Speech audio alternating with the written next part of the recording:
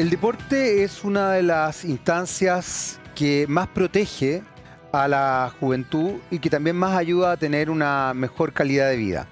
Los griegos decían mente sana en cuerpo sano, o cuerpo sano en mente sana también. Van de la mano. Es bien interesante eso porque uno también se da cuenta cómo se integra cabeza, espíritu y cuerpo. Hoy día vamos a estar hablando de deporte, vamos a estar hablando de un deporte en particular, vamos a estar hablando de fútbol. Y vamos a estar hablando concretamente del Mundial de Qatar, pero desde una perspectiva muy distinta a como ustedes están acostumbrados a verlo. Vamos a estar hablando de cómo se confluyen todas las dimensiones del espectáculo futbolístico y se chocan con la industria del fútbol y la ética y la moral social en este Mundial en particular. ¿Dónde? Acá vamos a estar hablando con Rodrigo, el polaco Goldberg. ¿Lo dije bien, no, señor director? El señor director ya ni me escucha ya. Vamos a estar hablando de eso acá, por supuesto, en los personales políticos.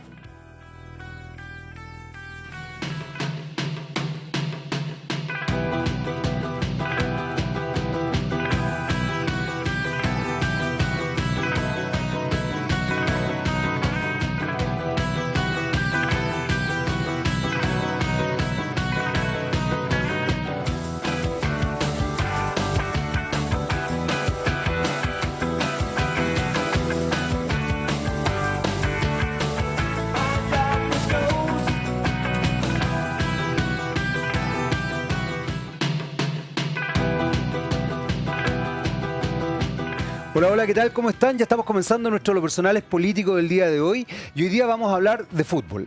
Algo que, confieso, es bastante novedoso para mí, porque en general no tengo una cultura futbolística muy grande, ni siquiera familiar, ¿eh? Así que voy a aprender mucho.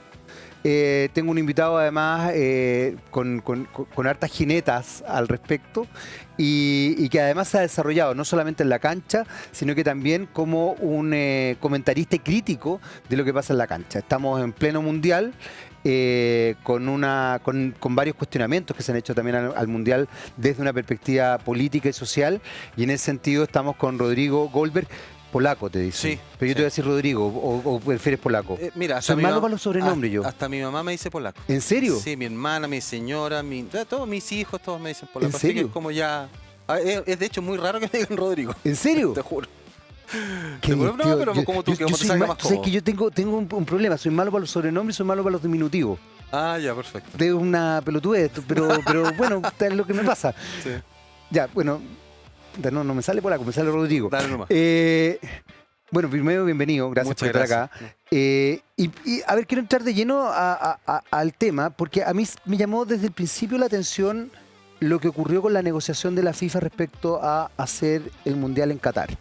Un país que no necesariamente uno conoce o reconoce como futbolero, y que tengo la sensación, y aquí insisto, yo soy muy inculto en este tema, pero tengo la sensación de que aquí hubo una dimensión económica fundamentalmente, porque es un país que desde varias instancias uno podría cuestionar, vinculado a cuáles son las directrices político-sociales que el fútbol está tratando de desarrollar hoy día, desde la inclusión de las mujeres, desde las disidencias o las minorías sexuales, la tolerancia, el movimiento social, etcétera, etcétera. Como que Qatar no cumple con nada de eso, y sin embargo se hace el mundial allá. ¿Qué pasó ahí? ¿Cómo lo veis tú eso? Como para retrotraerme en el tiempo. Sí, bueno, esto hay que partir de la base que efectivamente Qatar no es un país futbolizado. Cero. Ya, entonces partamos no estoy tan errado, digamos, en percepción. No, o sea, no, es así. Sin embargo, es un emirato que tiene una cantidad de lucas impresionante y que han tratado no solamente de hacer crecer, sino que también de atraer mucha inversión. Y el fútbol es un movimiento, es un deporte, pero también es un movimiento social y político. Absolutamente. La FIFA es un organismo político, sí, como lo es el Vaticano, por ejemplo. Estaba pensando en eso, ¿no? Como en la iglesia. Claro, o sea, cuando uno ve la FIFA, fútbol. El Vaticano, la iglesia. Pero son políticos, organizaciones políticas. Tienes toda la razón. Y que tienen dentro no sé, pues en el Vaticano los jesuitas, los franciscanos y cada uno Bueno, y sus además se meten facciones, los concretamente en la política, exactamente, de distintos países, pero digamos. absolutamente. Y en el caso de la FIFA es lo mismo. O sea, ahí son cuotas de poder que se van peleando, son miles y miles y miles de millones de dólares los que están en juego, que se van pasando de un lado a otro y que tienen que irse administrando, dando favores una vez para África, una vez para Sudamérica, Perfecto. y efectivamente el Mundial de Qatar estuvo bajo una sombra de corrupción bastante grande, muy, muy, muy grande. Hoy día se están destapando varias ollas pequeñitas donde han descubierto ciertos documentos, donde han descubierto efectivamente ciertas tramas en las cuales hubo gente que digamos, que se coludió derechamente. Todo esto, piensa tú que todo esto empieza a ser como más fuerte o más evidente después del gran FIFA Gate que ocurrió hace unos años, donde cayeron grandes pesos pesados de la FIFA y otros no tanto, como nuestro querido Sergio Jadue, que todavía está esperando en Miami Pero no se la supone que sentencia. Jadwe está ahí, negoció, digamos, su situación. Claro, porque dentro de todo él era un pez chiquitito. Pequeño. Claro, sí. Pero que sabía cosas. Pero sabía cosas. Exactamente, claro. esa fue la negociada que yo entiendo que hubo. Exactamente. Digamos. Entonces, pero efectivamente, como tú dices, cuando aquí se convergen temas políticos y financieros, que están normalmente siempre ligados, Sí. efectivamente, o sea, Qatar, no, como dices tú, no reúne las condiciones básicas normales que uno esperaría, por ejemplo, para una Copa del Mundo. O sea, tanto es así que se cambió de fecha para tratar de jugarla en una época donde hiciera menos calor, cuando siguen habiendo una temperatura espantosa y donde se gastaron miles de millones de dólares en acondicionar los estadios, algunos que había, otros construyen, con aire acondicionado en los estadios. Imagínate lo que es en pleno desierto enfriar un estadio, o sea, es una locura. O sea, además al medio ambiente les importa un carajo. No, olvídate. Piensa tú que, solo un dato, en promedio, los estadios de Qatar costaron cada uno más o menos 240, 250 millones de dólares. Cada estadio. Católica está remodelando su estadio, Sí. y que va a ser un estadio maravilloso. San Carlos, ¿no? San Carlos, claro. Sí. Y la remodelación de ese estadio, si no me equivoco, va a rondar los 35 millones de dólares. O sea, mira lo que te estoy hablando. O sea, un 900% más. O sea, es una locura. Entonces, cuando se habla de esos niveles, piensa tú que ahí, cuando uno dice, ¿esa plata a dónde va? Constructoras, por ejemplo, empresas de marketing, marcas que le ponen el naming a los estadios. Claro. Entonces, de verdad, es mucha, mucha plata. Entonces, efectivamente, cuando la plata aparece, los derechos humanos de los trabajadores murieron Más de 200. más de 200, entiendo, sí. exactamente, trabajadores producto del calor, trabajadores de De Bangladesh, explotación, de Nepal, básicamente, claro. por explotación. Y ahí la FIFA, calladito. Cuando se hablaba de los derechos de las mujeres, callado. Y por otra parte, esto es bien divertido, porque por otra parte, la FIFA ha metido muchas lucas al fútbol femenino. Y las mismas receptoras de esos beneficios dicen, ¿cómo es la cosa? O sea, por un lado nos dan, pero resulta que ustedes juegan en un país donde no se respetan los derechos de las mujeres. Es súper difícil entender, y por eso cuando la gente dice esto es deporte, no, es deporte y es política también. Ahora, ahí hay un elemento bien interesante, Rodrigo, porque en definitiva uno no puede abstraerse de algo que pasa con el fútbol como deporte y como un deporte tremendamente masivo, muy espectacular, que atrae a grandes multitudes, pero que finalmente los mensajes pueden distorsionar muchísimo. Y es bien complejo en ese sentido. Lo conversábamos previamente. Una de las cosas que a mí me gusta mucho de algunos futbolistas chilenos es que no han tenido temor en establecerse en ciertos registros sociales, muy vinculados a lo social, donde ellos efectivamente dan a entender y desarrollan sus propuestas. El problema es que estos finalmente líderes deportivos, pero también líderes de opinión, terminan siendo víctimas de la industria. Claro. Y su mensaje, que creo que puede ser súper bueno y súper bien escuchado, mensajes sociales potentes. Yo nunca me voy a olvidar de... ¿Te acuerdas cuando Gary Medel, no sé dónde dio la entrevista, decía, si yo no hubiera sido futbolista, hubiera sido, no sé si era narco, Sí, delincuente sí. o cogotero, no tengo idea, pero era como es el juego que él hacía. Y a mí me pareció muy importante eso que planteaba él, porque establecía la idea, primero, de la importancia cultural de un personaje como Medel, donde Medel efectivamente no solamente es un buen futbolista, es un tipo que demuestra conciencia social. Y eso a mí me parece tremendamente relevante. Por supuesto, la gente del fútbol no lo va a decir, o no le interesa. Le interesa mostrar futbolista, o le interesa mostrar con cuántas minas anda. Son otras las cosas. Entonces, la espectacularización se come Exacto. problemáticas como esta. Mira, es tan cierto lo que dices tú que durante años, te diría que una década por lo menos, siempre se asoció a los futbolistas con las modelos. Ah, que los futbolistas salen con modelos. Bueno, el mundo de la farándula, que Pero- además yo trabajé ahí, así que algo cacho de eso. Así Por que- eso, entonces, yo un día estaba en un programa, de hecho, y me decían, bueno, ¿cuál es la fijación que tienen los futbolistas con las modelos? Y yo hice el siguiente ejercicio, así, muy matemático. Dije, nómbreme ustedes, estaba en un panel, en un matinal, nómbreme ustedes cuántos son los jugadores que están casados o que salen con modelos. Y me hicieron la cuenta ahí, 15. Yo le dije, perfecto. Sumamos que son 30. No son 15, son 30, te las doy. Ya. ¿Tú sabes cuántos futbolistas activos hay en Chile, futbolistas profesionales?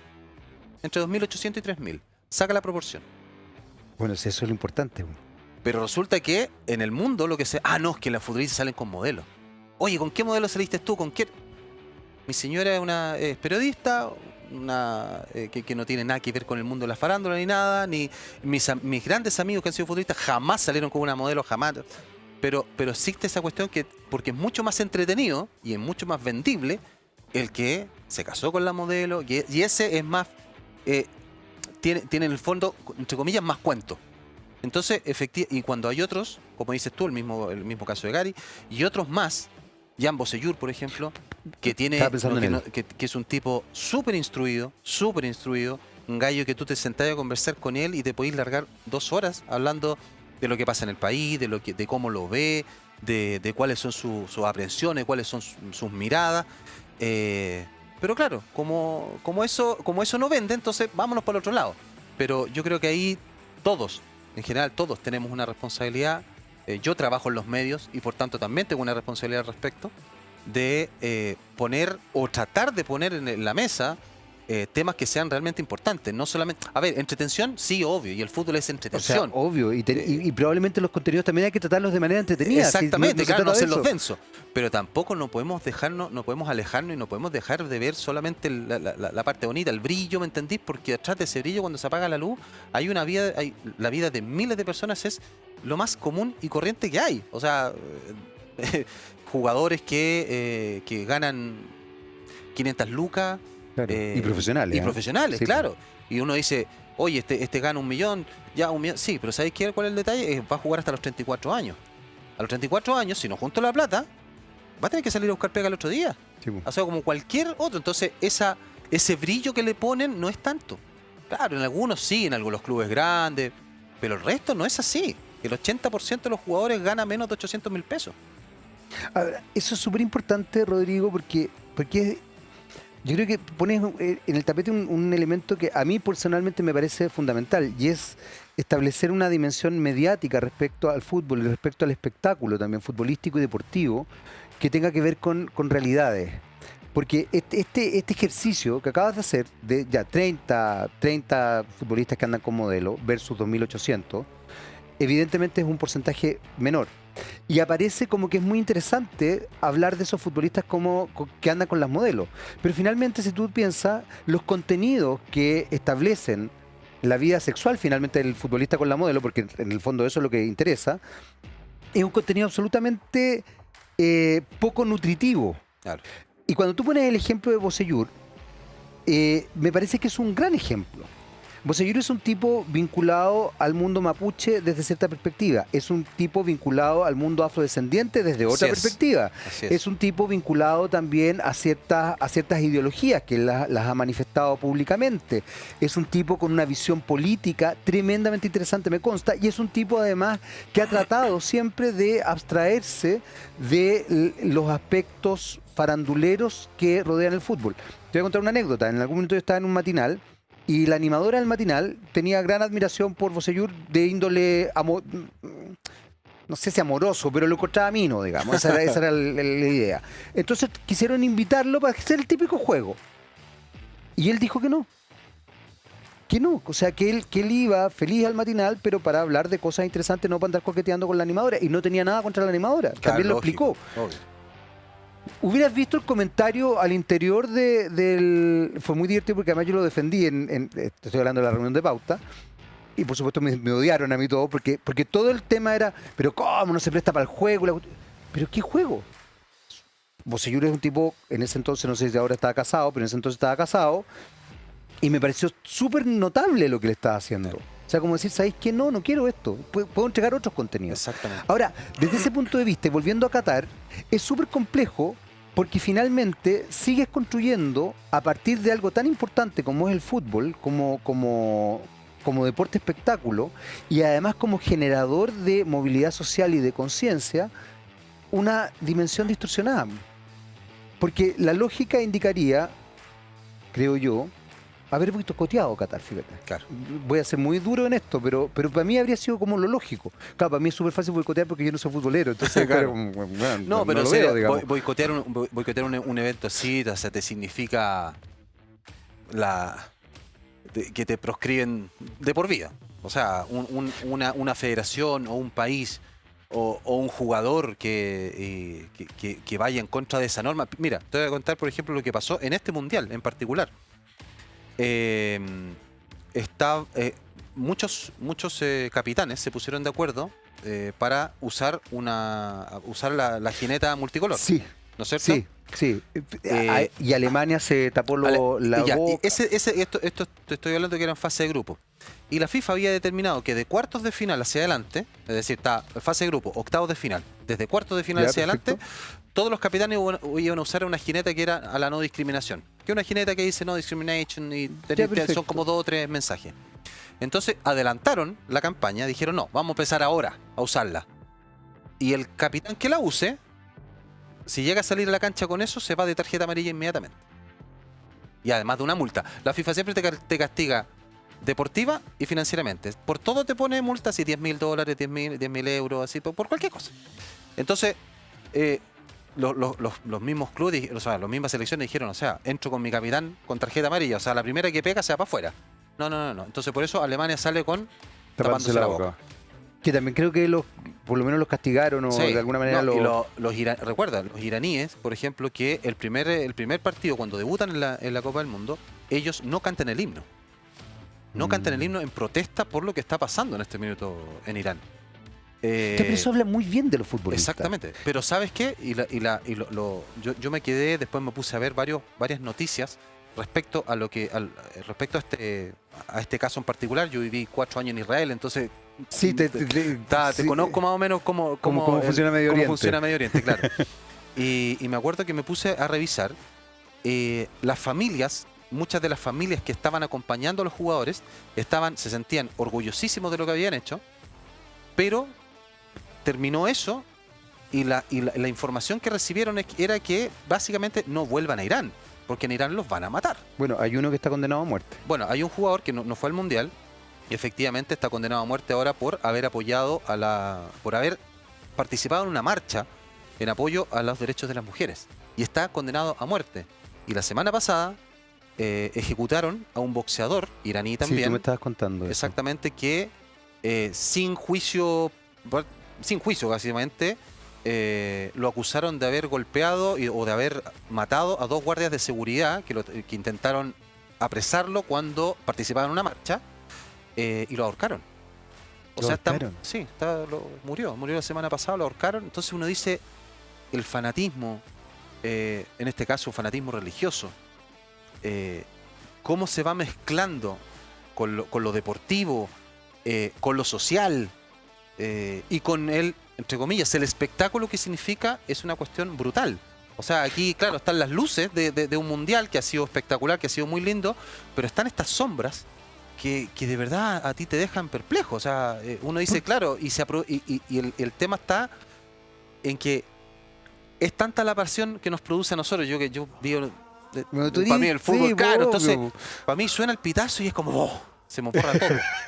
Por 90 minutos, o sea, yo estoy así pegado y se me borra todo. Entonces, claro, y somos millones en el planeta que somos así, entonces, efectivamente dicen, ¿cuál es el pensamiento de ellos? Cuando empiece el mundial, se les va a olvidar todo. Y lamentablemente sí es. Lamentablemente es. Qué bueno lo que estás diciendo, Rodrigo. ¿Cómo se hace para efectivamente mostrar esta sombra? Porque ¿sabes lo que pasa? Esta sombra es gravísima. Estamos en un momento mundial donde efectivamente la intolerancia está incrementándose, Sí. lamentablemente, incluso en nuestro país. Donde además las barras bravas han tomado un peso político fundamental en muchos aspectos.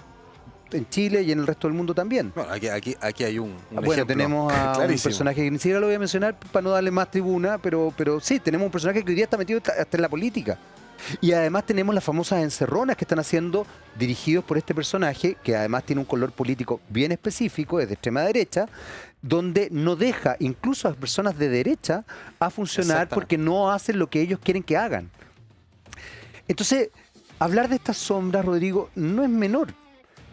¿Por qué no se habla de estas sombras? ¿Por no dañar el espectáculo? Porque, a ver, si a alguien le gusta el fútbol, y yo entiendo lo que tú dices, mira, lamentablemente yo no soy... Sí, tengo grandes pasiones, pero mis pasiones son muy acotadas a familia, a hijos, pero fíjate que nunca ha sido de grandes... Ah, sí, la Marilyn Monroe la encuentro muy rica, me encanta. Bueno, ¿quién no? Pero en general no soy de grandes pasiones, debo ser bien honesto. O sea, sí, hay cosas que me gustan. Yo hice mucho tiempo natación y me encantaba, pero la verdad es que no tengo esa cuestión como que me bloqueo. Pero lo logro ver. Tengo amigos futboleros y los acompaño a ver fútbol y me doy cuenta y lo disfruto con ellos, pero lo disfruto desde otra perspectiva, claro, digamos, pero lo disfruto. No entendiendo nada. Yo soy muy honesto en eso, pero lo disfruto. O sea, me gusta, además me gusta que los buenos lo pasen bien y yo también lo paso bien con ellos. Pero lo que quiero decirte es que logro entender esto. O sea, logro entender el bloqueo. Pero después tenés que salir de ese bloqueo. Absolutamente. ¿Cómo lo hacemos para que ese bloqueo no bloquee la visión real de lo que está pasando? Porque ahí roles como el tuyo, roles como futbolistas activos, tienen una voz importante. Sí, claro que sí. Y además no solamente tienen una voz importante. Tú acabas de mencionar algo, Rodrigo, que es fundamental. Se te acaba la pega a los 34 años. Bueno, pero ustedes tienen una voz que continúa. Exactamente. Y que es muy importante. Y una experiencia y tiene un background que es bien, en algunos casos, súper potente. Pero yo creo que primero, no creo que sea una cuestión que sea así como tan rápida de hacer. Sí creo que tiene que ser construida en el tiempo y con constancia. Si tú logras hacer eso, si logras establecer, poner el tema en la mesa, pero que se construya y se vaya afianzando en el tiempo, es mucho más probable a que hagamos una gran bomba con decir, oye, boicoteamos esto, porque esa cuestión es spot, te dura una vez y después se acaba. En cambio, claro, si lo haces en el tiempo, es mucho más probable que pueda fructificar. Pero ahí justamente los comentaristas, los futbolistas tienen una voz que debería desarrollarse. Tenemos que hacer una breve pausa, vamos a seguir conversando de fútbol, de política, de sociedad, pero de fútbol. Juro que vamos a conversar. Bueno, estamos conversando de fútbol, no sean jodidos. Vamos y volvemos, no se vayan.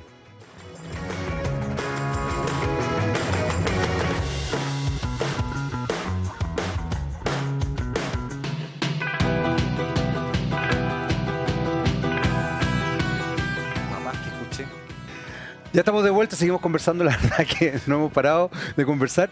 Y estábamos hablando justamente de toda esta dimensión, que me parece que es bien interesante lo que tú decías, Rodrigo, de ir pavimentando el camino, en definitiva, hacia un cambio de forma de pensar y de mirar el fútbol sin negar la pasión que despierta. Exacto. A mí me preocupa porque en algún minuto se decía que las religiones eran el opio del pueblo. Es peligroso que un deporte se transforme en el opio del pueblo. Yo creo que cuando gana un equipo, lamentablemente la marraqueta puede que esté más blanda y todas esas cosas, y el café más dulce y toda la weá, todo eso. Pero la verdad es que no se te acaban las deudas, no se te acaban. Exacto. Creo que ahí hay una trampa comunicacional que es bien compleja. Sí. Sobre todo cuando estás en un país que tiene déficits socioeconómicos, culturales, políticos, pero fundamentalmente socioeconómicos y culturales educacionales. Y educacionales muy fuertes, Sí. muy fuertes. Y ahí, efectivamente, los deportistas de élite, como el caso tuyo, que además hoy día tienen voz, tienen un rol fundamentalmente que cumplir. ¿Qué tan amarrados están también? Porque también hay una cosa que es real, y que es real porque yo también la he vivido, ojo. Si uno trabaja en una empresa, uno tiene líneas editoriales, o sea, Exacto. uno siempre trampea. Yo No, siempre siempre logro uno siempre puede meter de contrabando ciertas cosas. Claro, pero no todo lo que uno quisiera. Sí, obvio. ¿Cómo veis tú esa otra parte? Este pavimentar el camino para cambiar también la mirada y entender que, primero, que el fútbol es un espectáculo precioso. Yo eso no se lo niego, porque además creo que el deporte es maravilloso. Además creo que el deporte de verdad es tremendamente sanador. O sea, creo que es una instancia de protección. O sea, cuando tú tenés un adolescente deportista, evidentemente está más protegido que un adolescente que no hace deporte. Claro. Bueno, también cuando tenés un cabro que está metido en la parte intelectual, incluso medio nerd, O artista. yo creo que son cosas que los protegen. Sí, absolutamente. ¿Cómo crees tú que se puede ir pavimentando esto otro? Cuando tenías una industria que es tan potente y que además mueve tantas lucas. Sí, yo te diría que es con una palabra: educación. Yo estoy de acuerdo contigo. Educación. O sea, el momento en que Vamos nosotros... a Mira, muchos, miles de niños, no solamente en Chile, en el mundo, cuando tú les preguntas... O sea, primero, entran al fútbol porque les gusta, porque les apasiona. O sea, Obvio. yo de cabro chico Muy jugaba... legítimo, además. Claro, en Cerrillo, en mi villa donde vivía, jugaba a la pelota con mis amigos, los jardines, yo le rompía los vidrios a las vecinas, mi mamá me puteaba porque rompía los maceteros. Pero típicas cuestiones, ¿cachai? Y después cuando ya te das cuenta que... O sea, esa inocencia y esa pasión que uno siente por el fútbol después va adquiriendo otros matices. Ya cuando quieres ser profesional dices, chuta. Pero de repente hay un tema que a mí me preocupa muchísimo, y es, lo conversamos fuera de micrófono, y es el cómo el fútbol genera movilidad social, sí, pero nos genera una masiva movilidad social. Y eso es tramposo. Y eso es súper peligroso. Sí. Mira, te voy a contar una anécdota que me pasó. Yo estuve hace un par de años trabajando en la Universidad de Chile, y nosotros uno de los puntos que pusimos para las series menores era 100% escolaridad. 100% escolaridad. O sea, no había, fueras muy crack, pero si no estabas en el colegio, o te inscribías al colegio o no jugabas. Perfecto. Punto. O sea, no me vengan con que, no, es que mira, es que yo... No. O sea, a mí no me vengan con esas cuestiones. Dije 100% escolaridad. Por dos razones. Una, la tasa de éxito, digamos, desde que tú empiezas hasta que llegas a ser profesional, es de menos del 2%. Menos del 2%. O sea, es Bajísima. bajísimo. Bajísima. Y de ese 2%, hay un estudio que lo hace la CIES, que es un observatorio mundial del deporte, que te indica que 1 de cada 100.000 deportistas de alto rendimiento puede vivir del deporte. 1 de cada 100.000. Entonces, imagínate lo que te estoy hablando, de cuántos que se dedican al fútbol van a llegar. Y de ese minúsculo grupo, 1 de cada 100.000 va a poder vivir del deporte. Es una locura. Entonces, ¿qué es lo que pasa? Que tú cuando... vuelvo a la anécdota. Un día me toca entrevistar a un papá que había sacado a su hijo del colegio. De 14 años. Y no solamente lo había sacado del colegio. Él había renunciado a su trabajo para manejar su carrera. Oh, qué horror. Y yo quedé así como... Qué horror, y más encima ya había firmado con un representante. Le dije, mire, yo no me puedo meter... No me puedo meter en su vida. No, porque si usted no quiere trabajar o cree... Yo creo que es un error. Yo creo que es un error. Pero eso es una cuestión, es una decisión suya, familiar. Si ustedes ven cómo le alcanza, cómo se la arreglan, no tengo yo, de la puerta para adentro yo no me meto. Pero si el niño está acá, va a tener que ir al colegio. No, es que quiero que se dedique 100% a esto porque él va a ser un crack, él va a ser aquí. Me parece maravilloso que sea un crack, pero no sirve de nada que sea un crack inculto. No me sirve de nada que sea extraordinario y que no sepa después, que no sé, ¿a dónde usted quiere? No, quiero que juegue en Europa. Ya, ¿y usted cree que sin cultura se va a ir a jugar a Europa? ¿En serio? Es imposible. Es imposible. O sea, son contados con los dedos de una mano los jugadores que han tenido éxito de verdad en Europa, sin o con poca educación. Con poca educación, claro. Digámoslo así. Entonces, y cuando a mí me dicen, no, es que yo me voy a dedicar a él a su carrera, le dije, me parece fantástico, dedícale todo el tiempo que queráis. ¿Pero por qué? O sea, ya al cabro chico le pusiste una mochila. O sea, a los 14, llega a fracasar, imagínate. Es que permíteme, Jaime, yo lo viví. Yo vi a niños, a papás de distintos equipos, porque mi hijo también hizo inferiores, entonces yo fui apoderado, fui jugador, apoderado y dirigente, o sea, la hice todo. Y a mí me tocaba ver cuando Cristóbal estaba en la sub-14, o sea, tenía 13 años, y yo veía papás que les gritaban a los niños, pero pégale, pero... Y yo, bueno, es un niño de 13 años que está disfrutando jugar a la pelota y hoy día tú le metiste una mochila de que tienes que llegar a ser profesional y tienes que llegar a ser millonario porque nos tienes que salvar a todos. Yo no voy a trabajar más, la mamá no va a trabajar más. No. Y es impresionante y es súper preocupante. Entonces cuando tú ves que los niños llegan con el sueño, cuando llegan con el sueño de porque quieren jugar a la pelota, descueve, fantástico, disfrútalo.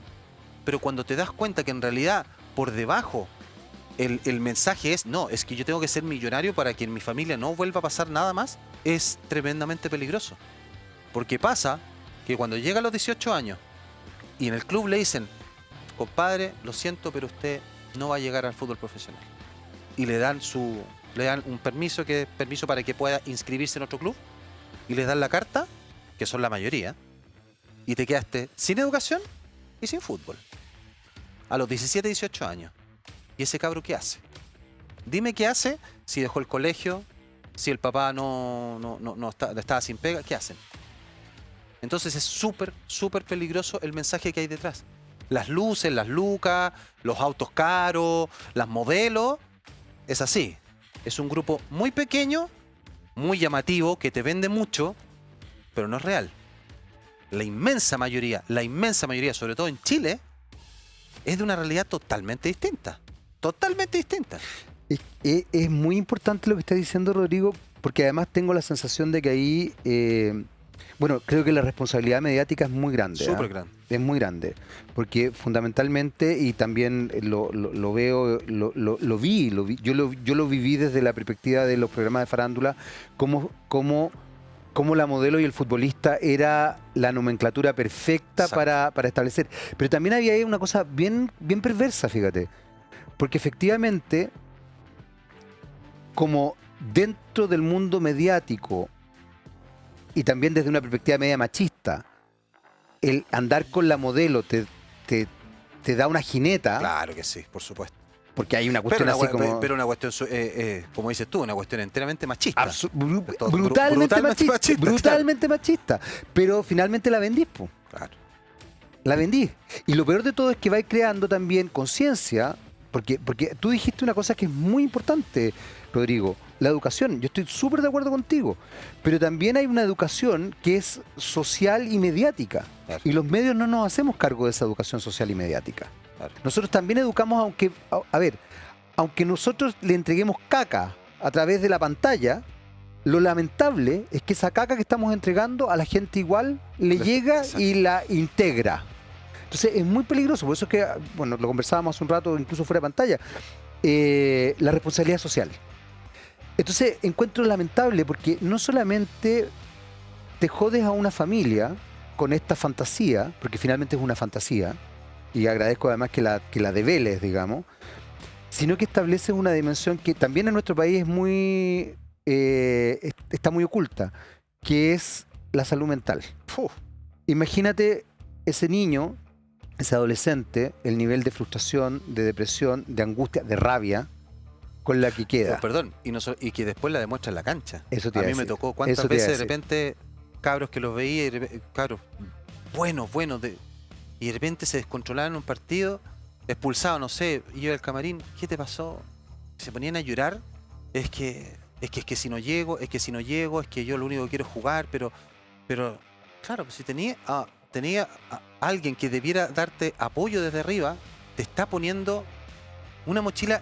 Es que no solamente es injusta, sino que es tremendamente perversa. Sí, po. Porque en el fondo, ¿por qué yo que quiero disfrutar de fútbol, yo me tengo que hacer cargo de los problemas a los grandes?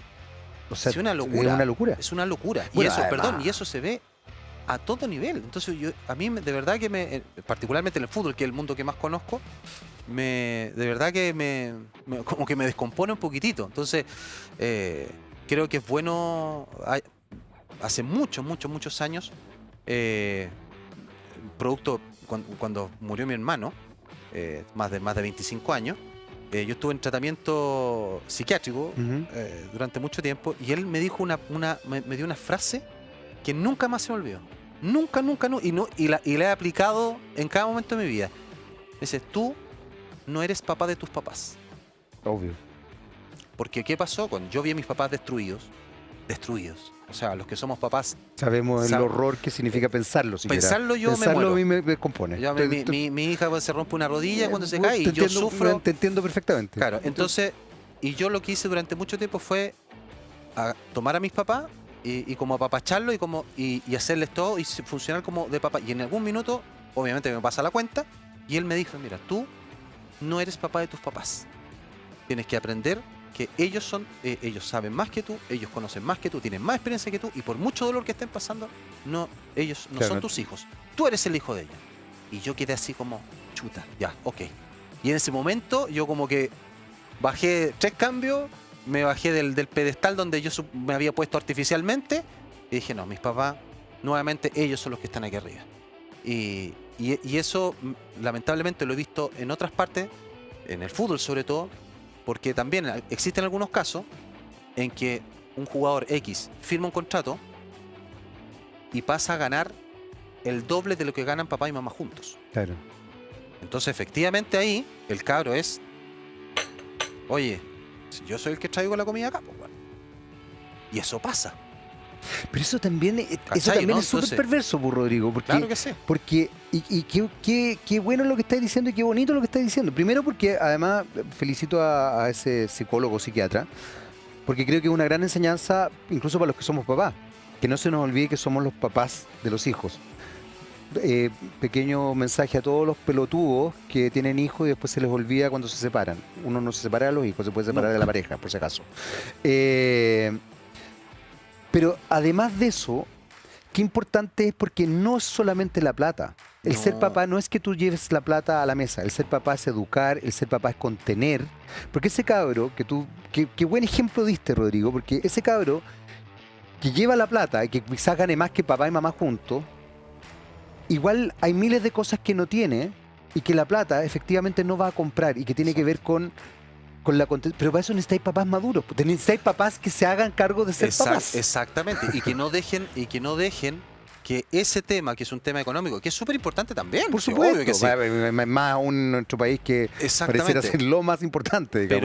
Pero llega un minuto en que, por más de que yo compre la mercadería, yo pague el arriendo, lo que sea, o pague el dividendo, no sé, pero yo sigo siendo tu papá. O sea, no, a mí no me... Claro. Pero para eso necesitamos educación, necesitamos un mayor nivel de conciencia, un mayor nivel también de entender cuáles son los planos de cada uno.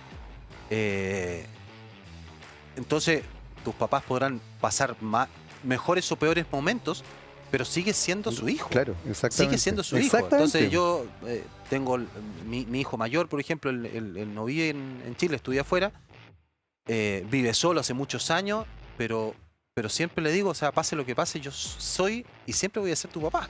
Claro, claro. Eso yo jamás voy a renunciar a eso, ¿me entendí? Por muy maduro que seas, por muy grande que vivas solo y todo, pero soy tu papá y voy a seguir siendo tu papá toda la vida. Bueno, además te gusta ser su papá, yo creo que eso es muy importante. Claro, entonces yo creo que hay un conjunto que tiene que ver con la conciencia social, la educación, y cuando hablo de educación, no es la educación cognitiva del colegio, es la educación que nos damos nosotros en la casa. El de darse el tiempo de... Yo siempre... Yo soy casado 2 veces, no me gustó una, la hice 2 veces, imagínate que vivaracho que soy. Y cuando están mis hijos grandes en la casa, yo hay una cuestión que no perdono. Es que el desayuno, el almuerzo, la cena, es todos juntos.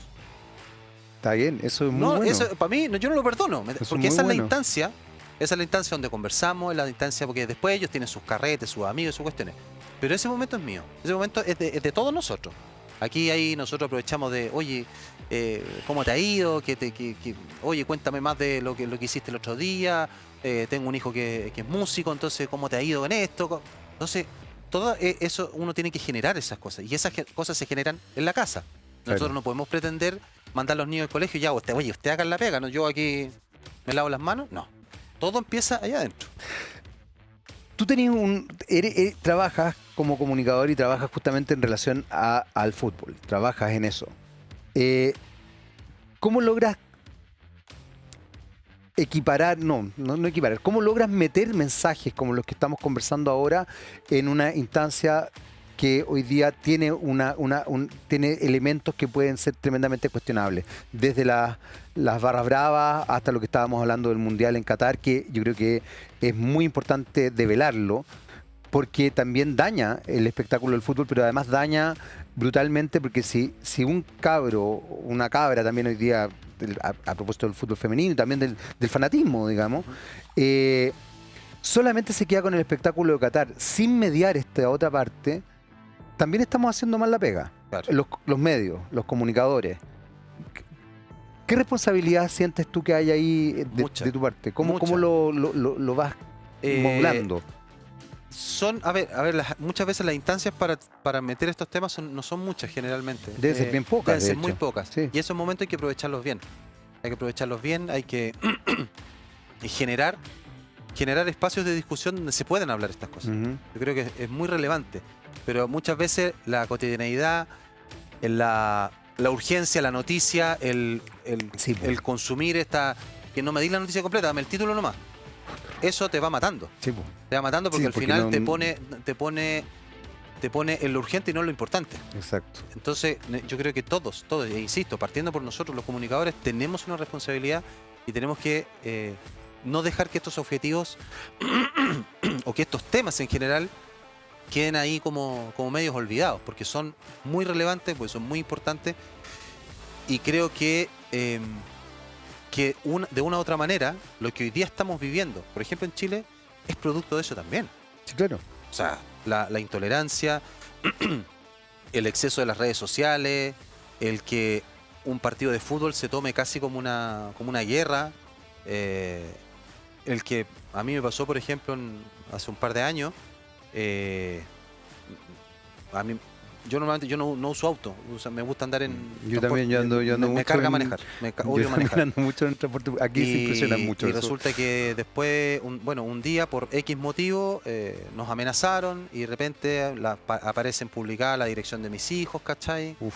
Entonces yo digo, ¿en qué minuto un partido de fútbol o el que yo use una camiseta distinta a la tuya se transformó en motivo para que tú amenaces a mis hijos?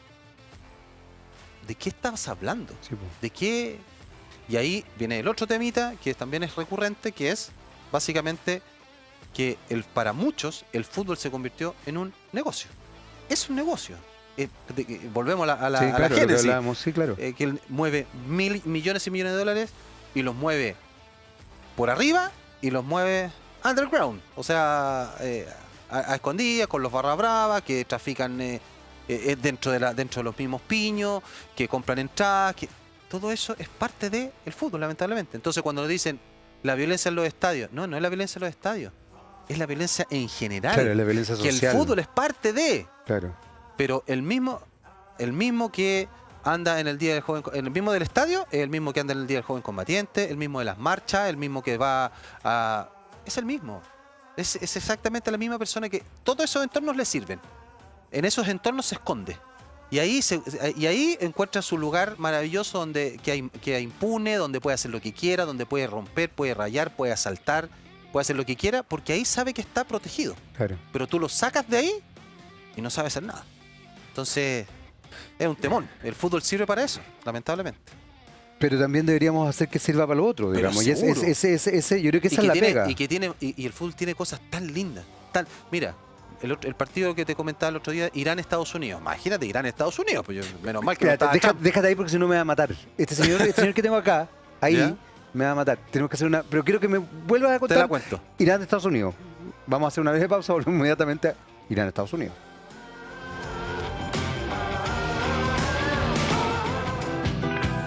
Muy bien, ya estamos de vuelta para nuestro tercer y último bloque, pero seguimos hablando en realidad, estamos conversando, yo estoy más entretenido que capaz que después de esto me empiece a gustar el fútbol, es una cosa increíble. Irán-Estados Unidos, nos quedamos en Irán-Estados Unidos, quiero que me cuentes bien cómo fue toda esa situación. Se generó obviamente por lo que significa absolutamente, ha sido una pugna constante. Exactamente. A todo esto, si no la han visto, hay una película maravillosa, Argo. Del rescate de los funcionarios de la embajada. Muy buena. Ben Affleck. La dirige él además, ¿no? Sí, la dirige Ben Affleck. Sí, y la protagoniza. Y está basada en un hecho absolutamente real. Absolutamente, muy buena. Muy buena. Previo a imagínate, en el grupo estaba Irán, Estados Unidos e Inglaterra. O sea... Querían generar tensión, parece ahí. Parece. Y resulta que inmediatamente previo al partido Irán-Estados Unidos, se generó en Estados Unidos, en Irán y por ende en Qatar, llegaron las repercusiones de esto de que que este partido que se juega mucho más que fútbol. Termina el partido y los jugadores se dieron la mano y se abrazaron. Oh, qué bonito. Y te digo una cuestión, eso fue como tan reconfortante, tan sanador de decirles, compadre, esto es fútbol, es un deporte. Acá, probablemente afuera vamos a tener opiniones diversas, pero aquí entramos a jugar un deporte. Y en esto no estamos jugando el deporte. En una cancha no se juega ni la vida, no te juegas ni la soberanía del país. No. Juegas 3 puntos, que si los ganas son para ti, si los pierdo te vais con 0. Punto. Eso es. Pero que en algunas partes, por conveniencia, lo han llevado a un extremo que en el cual casi te jugáis el canal del Beagle, los campos de hielo, o sea, como que, loco, esto es un deporte, o sea, yo creo que todavía hay patria para salvar esto, me refiero, porque creo que todavía logramos, se puede generar a través del fútbol una comunicación y hacer entender que podemos disentir y que podemos discutir y que existen ambientes, existen atmósferas donde lo podemos hacer. Después ya si el resto del país a Trump se le ocurre o en ese tiempo se le está invadir otro país más, o sea, ya será otro tema. Pero que en el espacio en el que yo actúo, yo por lo menos mantén tu compostura, mantén tu rol. Y yo y que si tú mantienes el tuyo, con nuestras discrepancias nos vamos a poder entender.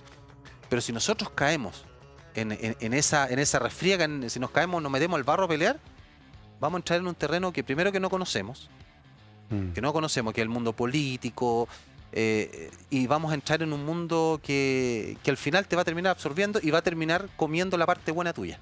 Entonces yo siempre digo, pucha, cuando veo estos gestos digo, qué bueno que todavía existe, todavía podemos creer que se puede mejorar.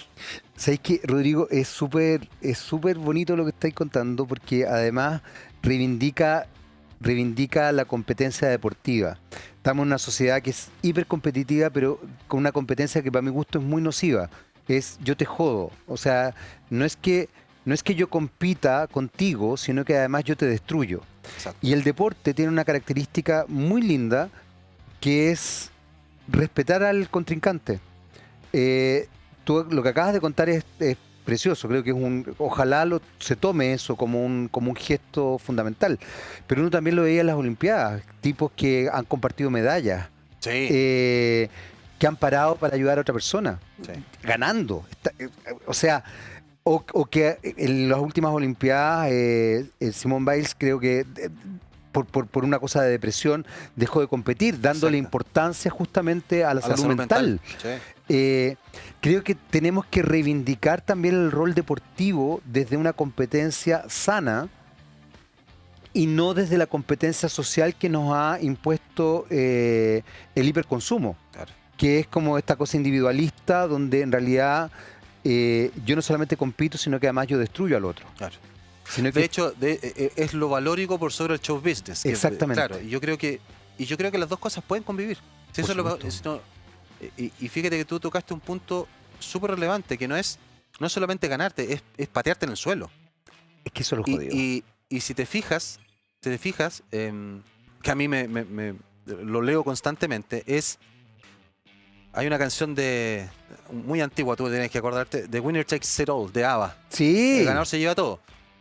Y yo Muy siempre hago bonita canción, por lo muy buena menos. canción. ¿Por qué saco a colación esa canción? Porque el ganador, si te fijas hoy día, en general, en cualquier cosa, en la política, en el deporte, en el arte, el que gana adquiere de manera artificial una estatura moral distinta.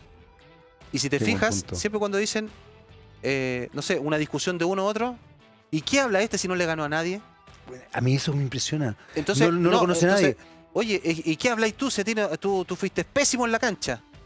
Ya, pero volvamos al tema. Discutamos, no ataqué el mensajero, ataca el mensaje. ¿Qué queda del mensaje? No, es que tú... entonces, ¿qué es lo que pasa? Que el ganador al final, el ganador tiene la razón, el ganador es el mejor, el ganador tiene todo. Incluso cuando está equivocado. Y esa cuestión lo encuentro súper peligrosa. Súper peligroso que por el hecho de ser un ganador, tú tengas la razón en todo. Te voy a un personaje que es mundial, que ya no está en esta tierra, como es Maradona.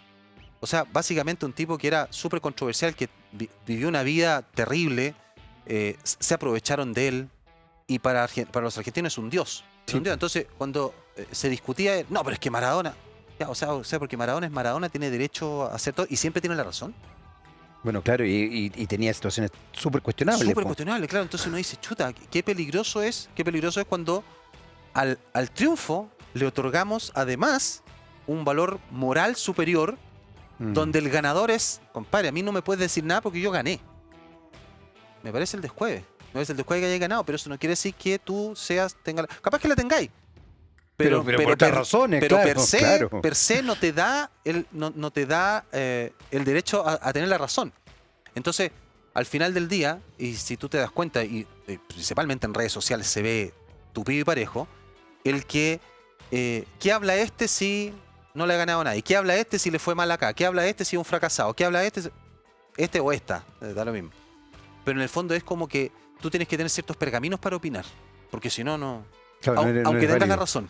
Exacto. Aunque tengas la razón. Entonces esa cuestión yo creo que tenemos que mejorarla, tenemos que generar esa conciencia de sacar la cara y discutir las ideas.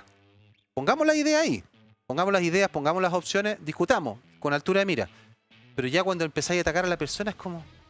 Ya te Además, caíste... atacarla de manera tan pobre. Sí, o po. sea, porque de verdad lo que tú decís es cierto. O sea, finalmente te podéis equivocar, pero tú estás hablando quizás de otros temas. Es muy interesante eso que tú estás diciendo, pero yo creo que eso tiene que ver también con la sociedad que hemos ido construyendo. Sí, absolutamente. Y esa sociedad yo creo que es la que tenemos que ir reformulando. Claro. Y reformulándolo. Pero, insisto, para mí la palabra básica que es educación, esa es una, pero sobre todo partiendo desde la casa.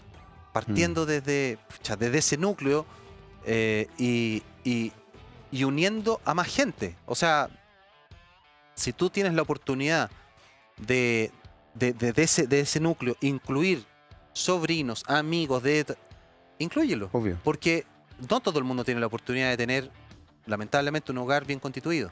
Entonces, si de repente puedes hacer ese gesto, Fantástico. es una persona que va a valorar y que probablemente le vas a cambiar su perspectiva. Exacto. Y no te cuesta nada. No te cuesta nada. Entonces, yo siempre he dicho, o sea, educación sí, pero empecemos en la casa. Empecemos con nuestros hijos, empecemos con nuestra familia, y de ahí tratar de que se expanda. Y es súper que bueno lo que estás diciendo, porque también creo que nos pone en nos obliga a los adultos también a ser responsables en cuanto Totalmente. a cómo vamos educando. Incluso tomo lo que tú decías, lo que contabas en el bloque anterior, respecto a estos padres que ponen todas las expectativas en los hijos y los transforman a los hijos de los salvadores, cuando de verdad, si somos papás responsablemente, nosotros tenemos que salvar a los hijos. Claro. Siempre. De hecho, cuando dicen, hay una frase maravillosa que la escuché, la leí, si no me equivoco, no es cuando dicen ¿qué mundo le vamos a dejar a los niños? No, dejémosles mejores niños al mundo. Exacto. Claro. Y eso depende de nosotros. Y eso depende de nosotros. Exacto. Nosotros como papás tenemos una responsabilidad muy grande. Nos equivocamos, vamos aprendiendo muchas cosas en el camino. Yo hoy día tengo una segunda camada de hijas. Y trato de no equivocarme, pero uno se equivoca igual. No, además tenéis hija, yo creo que ahí tenéis un rol No, más olvídate, importante. No, es que Terrible. creo que claro, A propósito de todo lo que hemos hablado. Terrible. Tenemos que terminar esta cuestión. Estás desesperado. ¿Sí? Ah, ya. Desesperado. Dale un saludo, se llama Alex. Dile que baje y conversamos acá. Claro. Ya vamos a invitarlo de nuevo. ¿Le parece? Muy bien, qué bueno, señor director, que a usted le parezca algo de lo que hacemos acá. Nosotros, bueno, hasta aquí llegamos y sigan en la compañía de TVX, por supuesto. Nosotros nos vemos en un próximo, Lo Personal es Político. Rodrigo, un millón de Encantado. gracias. Muchas gracias. Rodrigo Polaco. Sí, como quieras. Ahí.